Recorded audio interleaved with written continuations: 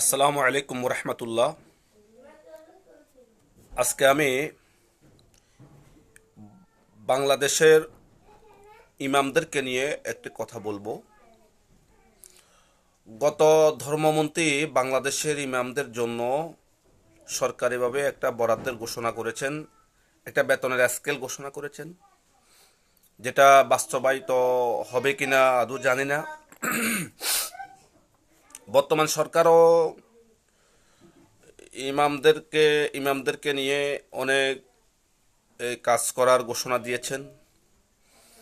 আমি আমার অবস্থান থেকে যতটুকু আমার অভিজ্ঞতা হয়েছে, আমি বিভিন্ন মসজিদে চাকরি করেছি, খেদমত করেছি, ইমামতি করেছি।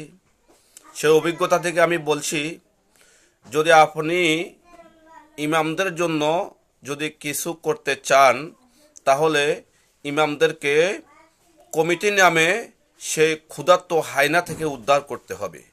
না হয় ইমামদের অধিকার কখনো প্রতিষ্ঠা হবে না। যতক্ষণ পর্যন্ত ইমামদেরকে কমিটি নামে হায়না থেকে আপনি উদ্ধার করতে না পারবেন, আপনি 1,00,000 টাকা বেতন দিলেও ইমামদের অধিকার প্রতিষ্ঠা হবে না। সুতরাং আমাদেরকে এ কথাগুলি বুঝতে হবে, জানতে হবে। ভিডিওটি লাইক করুন, কমেন্ট করুন, শেয়ার করুন। আসসালামু আলাইকুম রহমতুল্লাহ।